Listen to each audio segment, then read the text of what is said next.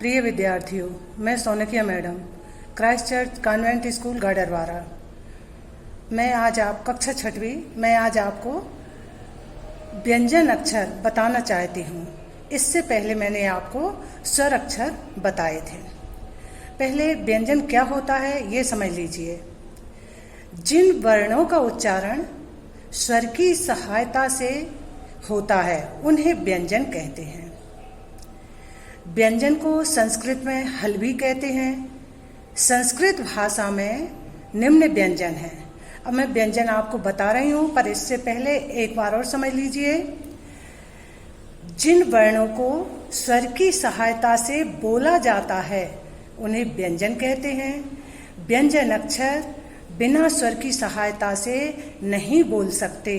जैसे हम का बोलेंगे तो का बोलने पर हमें का बाद में अ सुनाई देगा। खा बोलेंगे खा तो खा में भी हमें अ सुनाई देगा। इसी तरह पूरे व्यंजन अक्षर बोलने में हमें आ का उच्चारण सुनाई देता है। ये बिना स्वर की सहायता से नहीं बोले जाते। अब इसमें वर्ग होते हैं। अब वर्ग समझिए, वर्ग क्या होते हैं। जैसे पहला अक्षर है का, तो ये का वर्ग में 5 अक्षर आएंगे। इनको गले की सहायता से बोला जाता है, कंठ की सहायता से।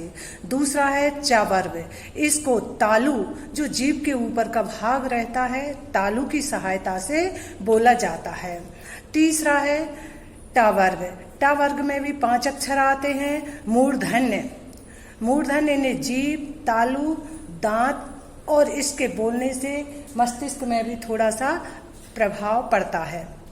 अब ता वर्ग दंत्य, तो इनको दांतों की सहायता से बोला जाता है। जब बोलते हैं तो हमारी जीभ दांतों से स्पर्श होती है।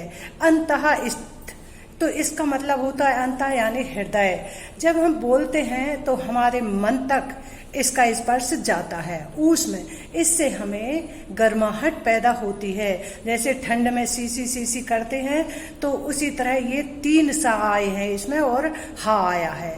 संयुक्त वर्ण, संयुक्त वर्ण का मतलब होता है मिलकर बने हुए अक्षर। तो अब देखिए का वर्ग, का वर्ग में आपको पढ़ के बताती हूँ। इसके नीचे हलंत रहता है। जब हम लिखते हैं हलंत सहित लिखेंगे तो इसका आधा माना जाता है। जैसे का छोटा का नहीं बोलेंगे, आधा का बोलेंगे यदि हलंत लगा है। और हलंत यदि मिट गया तो उसमें स्वर आ गया तो ये पूरा का बन जाएगा। देखिए का वर्ग में क, ख, ग, घ, इंग्या। चा वर्ग देखिए चा, छ, ज, झ, दो शिंग्या। अब टा वर्ग देखिए ट, ठ, ड, ढ, अड़ा।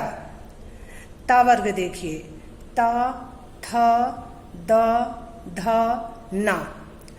अब पा वर्ग देखिए प, फ, ब, भ, मा।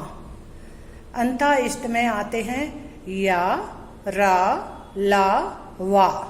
उसमें आते हैं सा, सा, स, हा। तीनों सा अलग अलग ध्वनि से निकलते हैं। अब संयुक्त व्यंजन में आते हैं छ छत्री का, तो इसको बोलेंगे छ, इक्छा, त्रा, ज्ञा। छ छत्री को क्या बोलेंगे? इक्छा, त्रा, ज्ञा। ये आ गया। अब इक्छा, इक्छा 2 वर्णों से मिलकर बनता है। किस किस से? का से और षटकोण के सा से।